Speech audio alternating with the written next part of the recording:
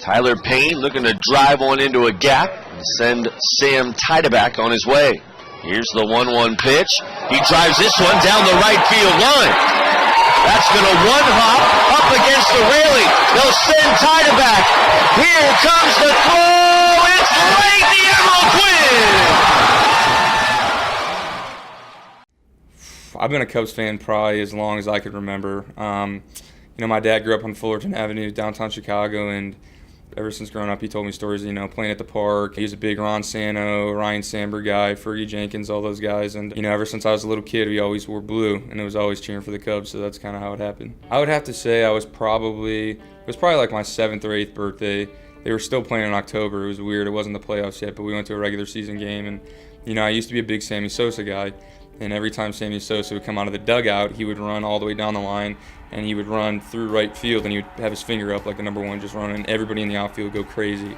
So, I kind of just that stuck in my mind for the last, 20 or so years. I would have to say my dad, yeah, he taught me everything I knew about baseball. He taught me how to throw, how to catch, how to hit, just how to play the game right, how to have a good attitude and everything. So, it all came down from him at the start.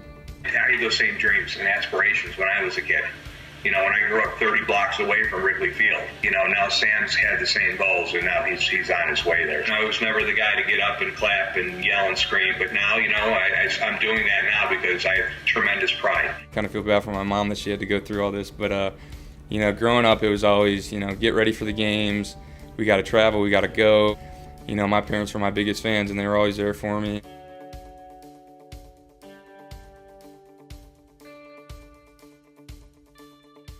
It is a weird dynamic. I always say, I don't have a girl, I have the boys, but the boys love their mom. I'm the one who just keeps it all together. Yeah, we always made it a point, at least once a year, toward the end of the season, when we were done with our travel, baseball and everything, then we would go to a Cubs game.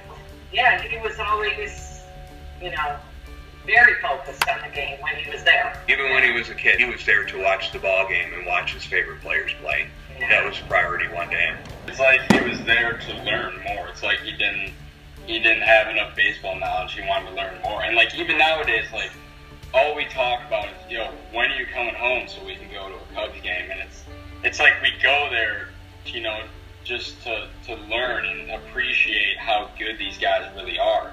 And that's how I feel like how he's been since day one, going to games and trying to learn as much as he can from the pros, because hopefully one day he was going to be a pro. Having a brother and having my dad and my mom be supportive, it was always around baseball, and it paid off. So I've been very lucky. He's my throwing partner for life.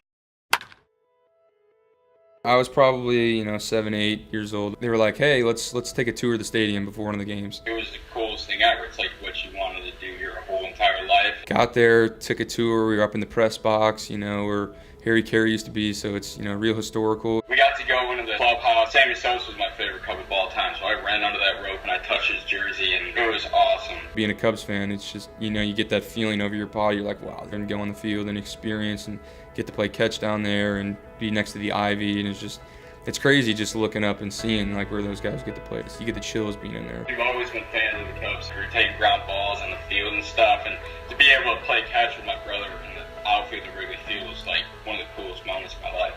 It's one of those things where you look back and wow, I can't believe that we were sitting, where the players got to sit. It was unbelievable. At first, I didn't think it was going to be the Cubs. I flew out to Seattle 2 weeks before the draft to do a workout for the Mariners, and I thought that was going to be it. And they were like, "Hey, look for your name." And I didn't get taken. It was like the 17th, probably 18th round. I was like, you know what, I can't take it anymore. I'm just going to go outside. And I got a text from my agent that said, "I really hope you like the Cubs." And I said, "What? I've been a Cubs fan my entire life. Why would he text me, 'I hope you like the Cubs'?" And then I hear my mom and my grandma just run out of the house because they were listening on the computer. And then they said, "And the Cubs select Sam Tidaback." And the minute I heard Tidaback, I was like, "Oh my God!" And I went running outside, and I was screaming and yelling. And they were like, "Wow, you got picked," all this stuff. So surreal. It hit me. I was like, "Hey, I get to play baseball. That's unreal." But he didn't know what team.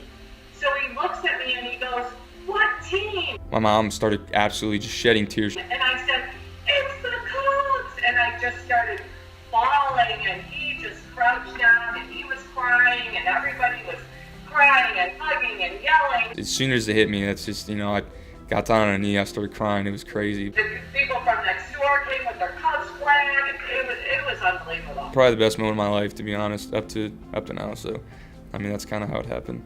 M's, we're killing it. We just won 51 games. It's unbelievable, and we're going to be in the playoffs soon. Seeing all the other affiliates succeed and the Cubs succeed, me being a Cubs fan is exciting because you get to be on good teams, you get to be around good people and good coaches and, good fans. The place is always packed. So, it's been unreal being with the Cubs, and I can't wait for the years to come. Julie's going to tell you that she always knew that it was going to be the Cubs. And it's an absolute dream come true. It's like Jeter's story. Sam's dream was to go up and play for the Cubs.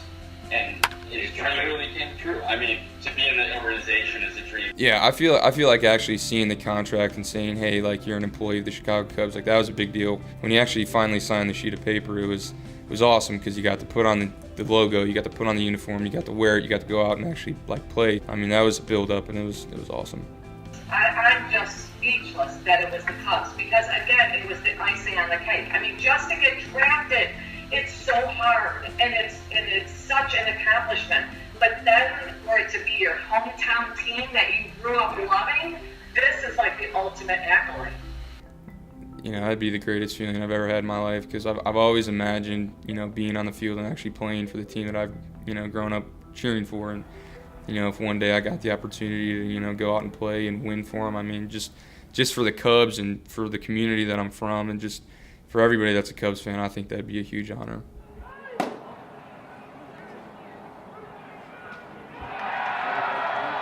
I love everything about it. I love going to a game, walking up the steps, seeing the field, having the sounds and the smells, and seeing guys that you watch on TV and seeing guys that you look up to. It's just, it's a surreal feeling, and just now that I get the chance to actually pursue it that's a dream come true for sure.